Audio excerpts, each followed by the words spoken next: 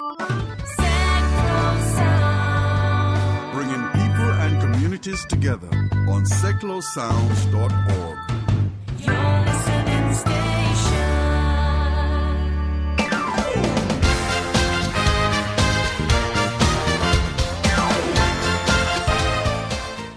Good morning, Milton Keynes, and welcome to today's Sticks Radio Show here on Seclo Sounds. Hope you had a great weekend. It looks like summer's finally with us, a bit of sunshine, a bit of showers, and all that heat in between. Absolutely fabulous weekend. Anyway, on today's show, I have a lady. She's a vintage style icon. The lady's name is Lola Lamour. She's going to be playing in August at the Twinwood Festivals, right at the end of August in Bedford. Going to be talking to her in a little while. Also going to be running through some of the great events that are happening around and about Milton Keynes and a little bit beyond this week and the week after. But first, let's start off the show with, listening to Lola Lamour. This is her song called Slow Motion Love Affair.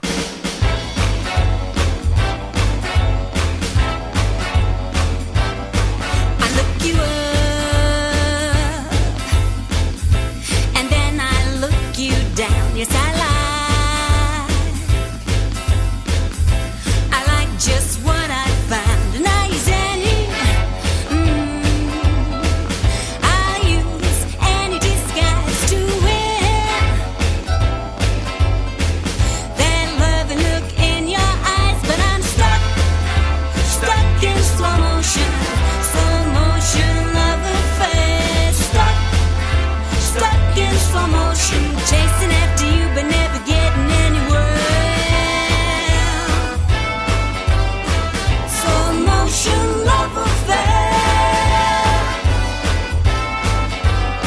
Slow motion love affair.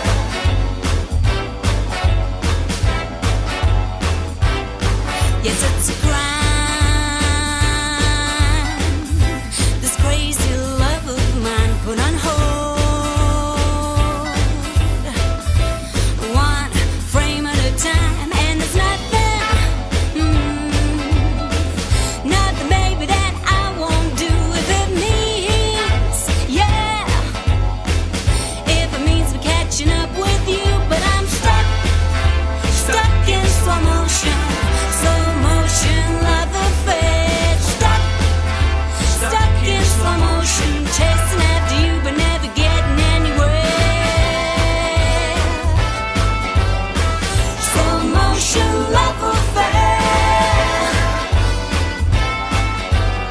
Slow motion love affair.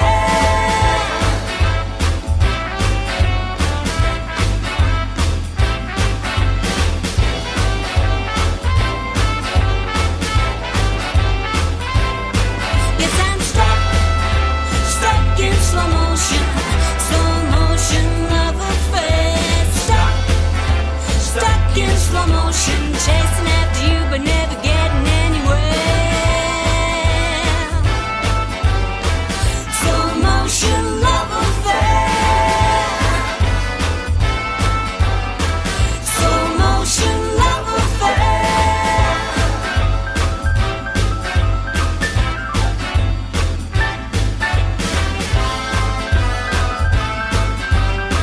Slow motion love affair. Slow motion love affair. Slow motion love affair. Slow motion love affair.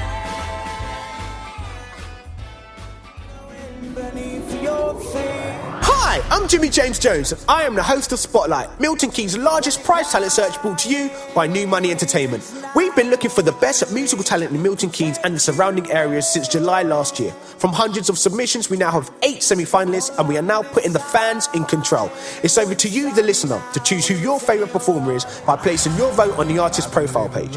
Just search for New Money Presents Spotlight or go online to newmoneyrecordings.com. The top 4 most voted will be going on to perform at the live £5,000 grand final in August with Rising Stars and X Factor finalist Rough Copy. Voting closes in June 2015, so be sure to show your support.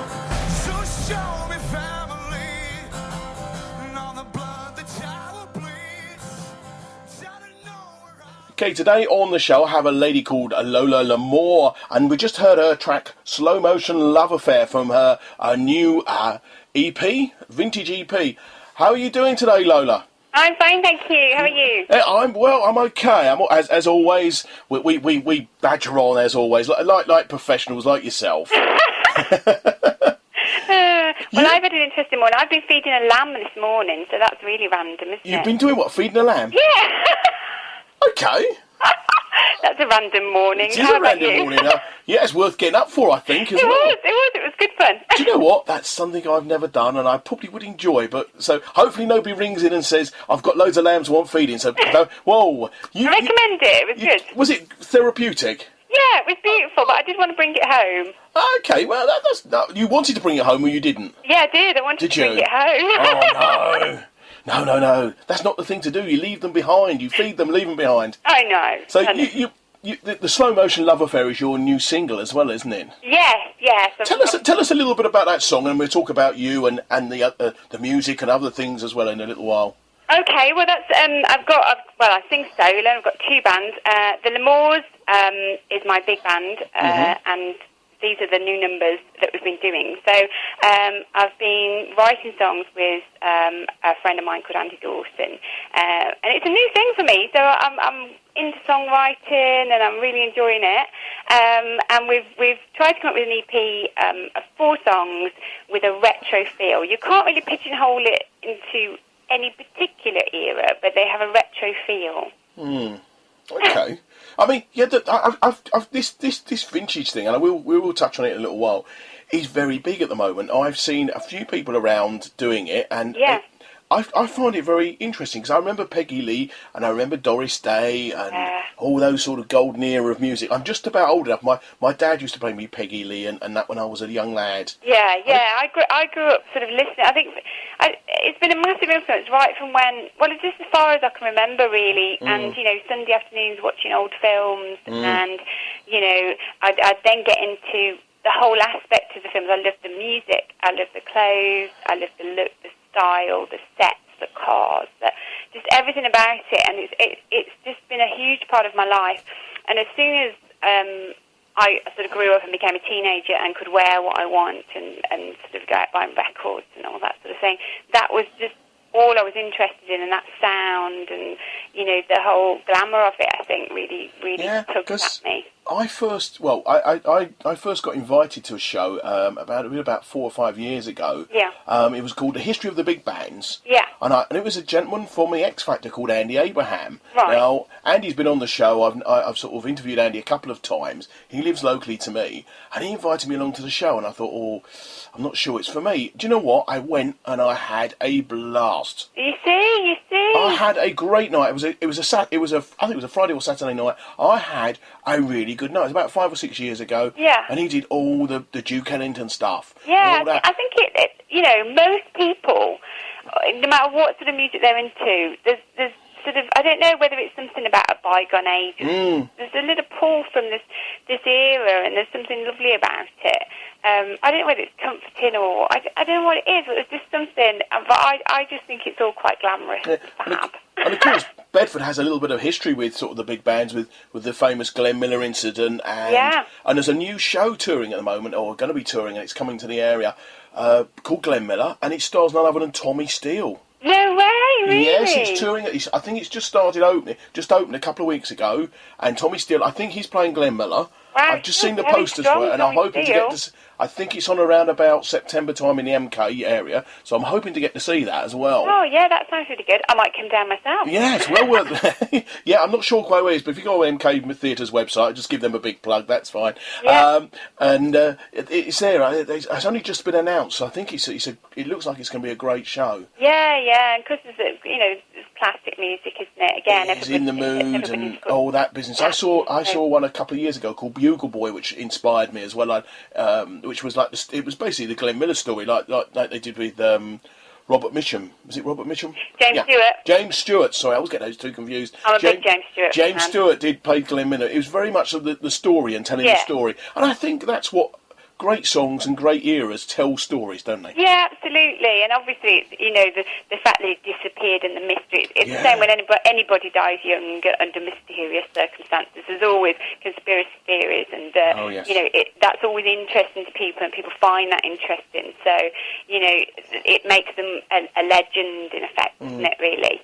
So, anybody like Elvis and all those people, they've become just a legend. Yeah, so I think it enhances their reputation almost, doesn't it? It does in a way, because they don't grow old, do they? No, so you picture them as they were. So, Marilyn Monroe will forever be completely beautiful because, she was so young when she was tragically, whatever she was, died, killed, who knows?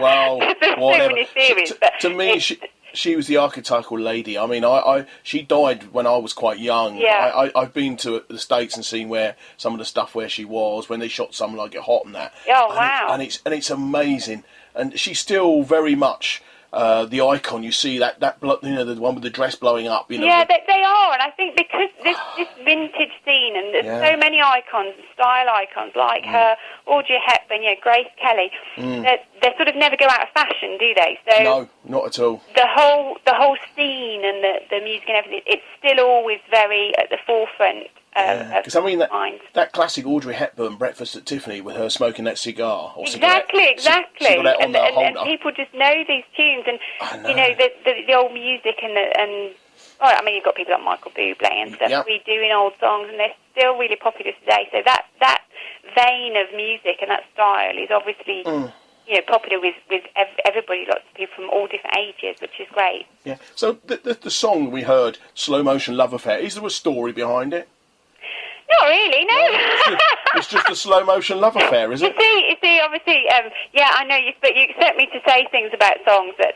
well, some people do. Some people have big, deep feelings, don't they, when they write things. And either that or it has that eureka moment. There's something happens in their life, or they see something and, they write the songs. Yeah, I think, Andy, my friend Andy wrote that one. And I think the next one you're going to play was me. And I think that... I don't know. I just sit and whatever comes to me. Because I start off with the tune. He's done the tune, and then I'm thinking, what does this make me think of? What am I getting from this? What does the tune evoke in a lyric? You know what I mean? So I've also done one called Double Agent, and the tune's very James Bondy. Oh. So I sort of went with the story's about some man, who's having an affair and he's married and he's got 2 women on the go and he's a double agent, he's a bit fly and he's cool and he's a bit chic and, and this, it conjures up sort of those images. But yeah, my life's been pretty lovely actually, so I can't say I'm very lucky and I can't draw for some deep... No, I mean, some people do, and some people write songs with people in mind. A few months ago or a few weeks ago, I had a guy called Albert Hammond who's a prolific songwriter. His tracks have sold 360 million albums. Wow. Or 360 million singles. And he wrote One Moment in Time. You remember the great Whitney Houston song? Yeah. And he told me he'd written it for Elvis, or about Elvis. Oh, wow. And because I'm a big Elvis fan. Me too, massive. And I couldn't, the guy's a legend. He's written Air That We Breathe, he's written When I Need Love, hundreds of songs, and a legendary songwriter. And that was lovely, because that's what I was trying to see if there was a little story. Sometimes, people have a time in their life when they're, emotionally or and the physically. emotion and brings out the song, and sometimes people write quite a dark song, won't they, or, that sort of thing. But, yeah, I kind of go with the music, because I do the lyrics, so I go with the music and what that evokes in me and the thoughts that it produces. Because I think music's it's very much like that. I mean, if you think of films, you go and watch a film, you sort of don't even notice the music, but if you didn't have music in a film, it would just imagine like Psycho without music. Do you know what I mean? I know exactly what you mean. And sometimes, I mean, it's like musical theatre, you can get drawn along by it. Yeah, it pulls you in and it tells a story on its own almost. So I think... That's where my lyric writing's come from. I think that, I listen to the tune that I've got, and I think, what does this evoke in me? What am I seeing? What are the images that are coming to me? What does it make me feel like? Yeah. And I think that works. But yeah, like I say, I've had a pretty nice life and I've never really had my heart broken or anything. I'm very lucky, and I'm going to do some wood. You are. You've been a very lucky... I can't say, oh my goodness, you know. No, anyway, how long have you been sort of performing as a band or as a singer? How long have you been doing that? As a singer, I started 2006. I'd been singing a couple of years